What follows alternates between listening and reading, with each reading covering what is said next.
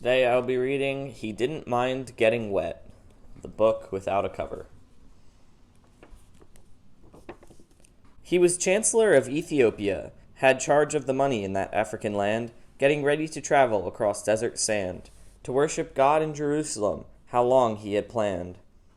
The chariot was covered with glittering gold, but rolling through dust made it seem so old.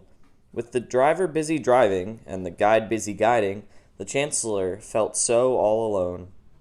They came upon the Nile River, stopped to rest and refresh a while. The Chancellor wanted to go for a swim. He liked how water washed the dust off of him. "I don't mind getting wet," he told his guide with a grin.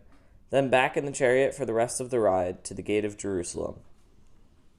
At last they arrived. From all over the world many visitors came, but their reasons for coming were not all the same. Some came for selling, some came for talking, some came for praying, some came for looking. People, people, people. Could God hear any person above the roar of the people? The Chancellor left Jerusalem, not much changed from when he came. He was still alone, with his driver and guide, and the prophet's book for reading along the dusty ride. Now Philip enters our story. What a cheerful young man, greeting all the travelers along the road he ran. He thought he heard a voice telling him to seek a man he didn't know, whom God wanted him to meet. He came upon the chariot where the Ethiopian rode. He watched the traveler closely and saw he was reading a scroll. So he just about passed him by, except the voice he heard said, "Go." "Do you understand," Philip asked, "what it is you're reading?" "Hardly," said the Chancellor, "unless I'm told the meaning." Then he told his driver, "Halt! I want this man to join me." Philip climbed into the chariot, and the Chancellor said, "Now show me." "This lamb so quiet, killed for sacrifice?" "It is Jesus of Nazareth, the one we know as the Christ. What the prophet wrote about happened when Jesus died, but that was the way God worked it out for us to be on his side.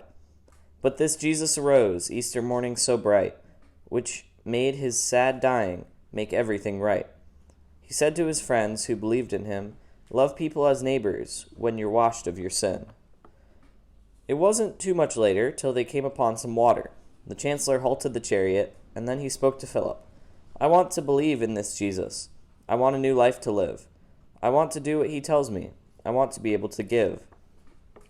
Can we use this water here? I know it seems strange, and yet, if God gives me the courage, I won't mind getting wet." Then into the water and out of it again, the Chancellor of Ethiopia became a new man. And Philip, who had baptized him, was gone. But the Chancellor didn't feel lonely as he continued on his way. He knew that God had touched him on his baptism day. And even while reading the prophet, he thought he was hearing God say, "Like Jesus and the disciples, you have become a son. Jesus brought you together. Washing made all of you one."